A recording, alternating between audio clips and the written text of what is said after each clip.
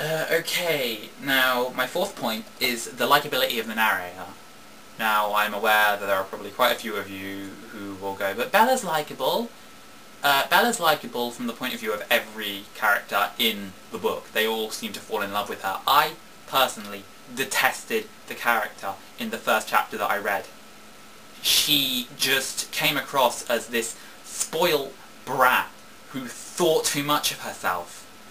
And, I mean, it isn't even just to her parents. I mean, she treats her mother like an imbecile, and her father like he should be thankful. She even gives him the time of day.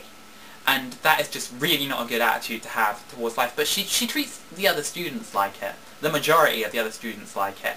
I mean, in my opinion, the new kid should not go into a school and be like, I hate all of you immediately away, because that is not a good way to make friends. And yet she does, somehow, make friends. Everybody loves her, and just not me, really. Darren Shan, the character in the Saga of Darren Shan, is much more likeable, much more believable as a person. He just is introduced as this typical, normal, sort of 10 to 12-year-old kid that could be living next door to you, could be in your school. He could be, you know, I mean, other than a slightly odd fixation with spiders, there's no real character point about him, no real interests or anything that make him profound in any way particularly, which means you're allowed to fill in certain detail about it for yourself, and the same can be said of Bella.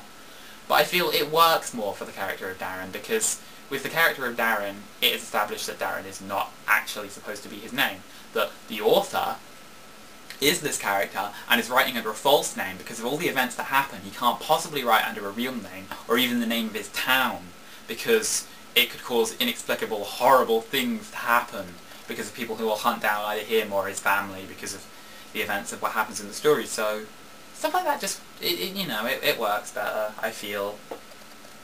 Just, okay, now point 5, this is one I feel particularly strongly about, is the development of the narrator. Bella has little to no development as a person. She shows up effectively perfect to begin with. I mean, in just the chapter that I read, it is established that she has read just an insane number of books for her English literature class. I mean, she's read everything on the list.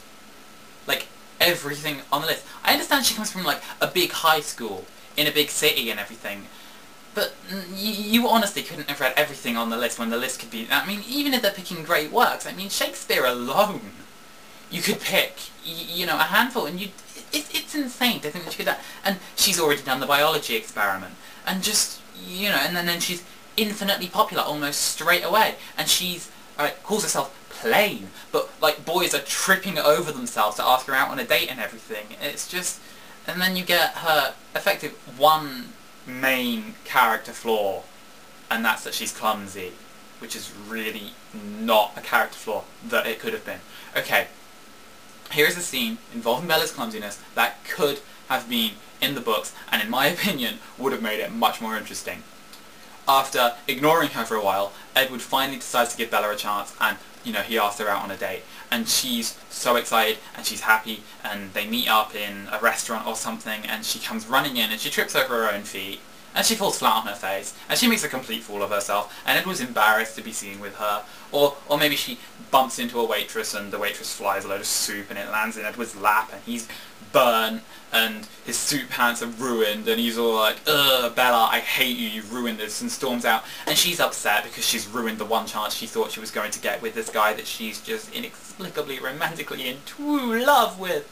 And just, and she goes and cries into a pillow, and then her best friend, what's her face, comes along and cheers her up and goes, come on, there's plenty more fish in the sea, you'll get another chance, blah blah blah, kind of thing. It would have worked better, but her clumsiness just means she occasionally stumbles and can't really dance. And Edward finds that adorable. How's this a weakness? On the other hand, okay, you have the character of Darren, who goes from being, as I said, a sort of average 10 to 12-year-old kid, and is impacted by the changes that occur in his life as he goes through the story, and goes through some quite horrible sort of torment.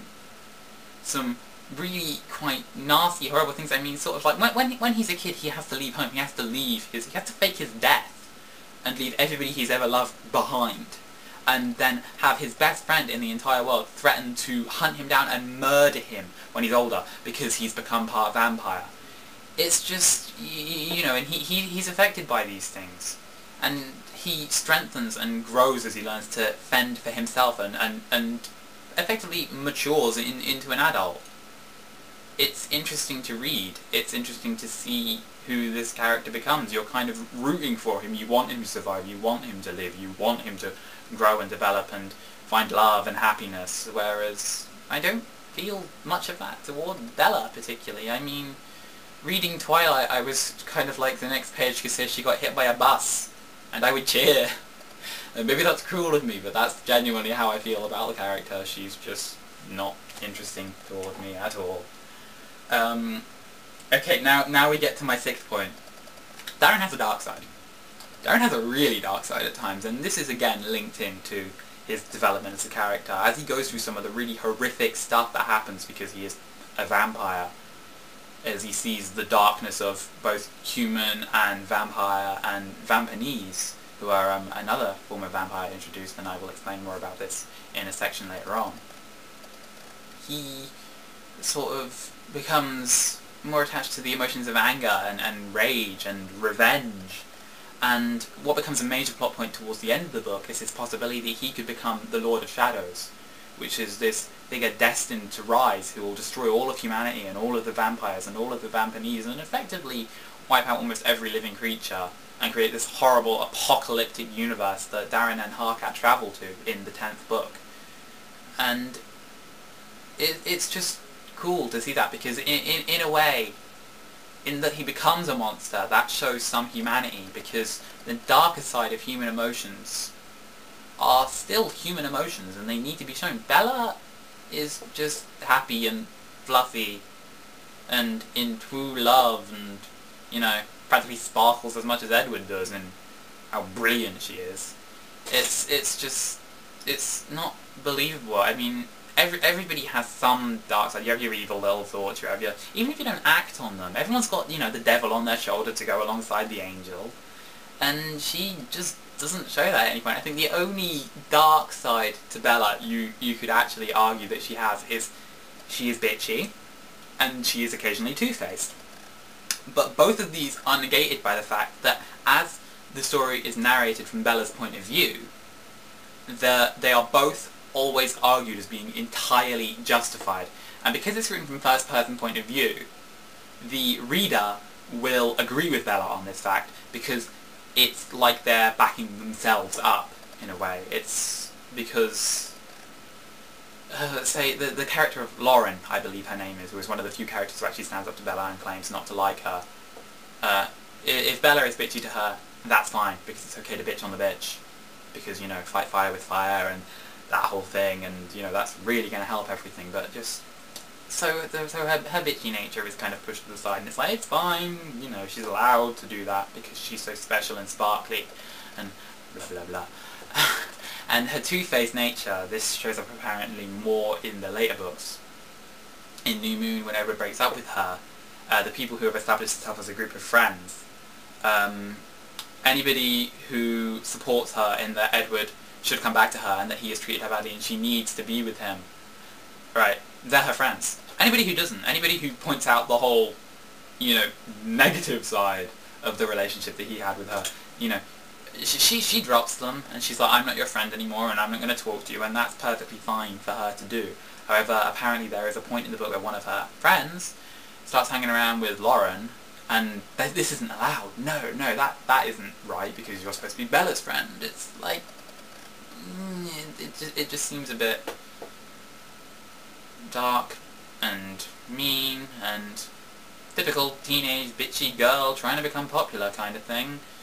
But just because it's shown in such a sparkly, happy way, I don't think it can really be considered a weakness.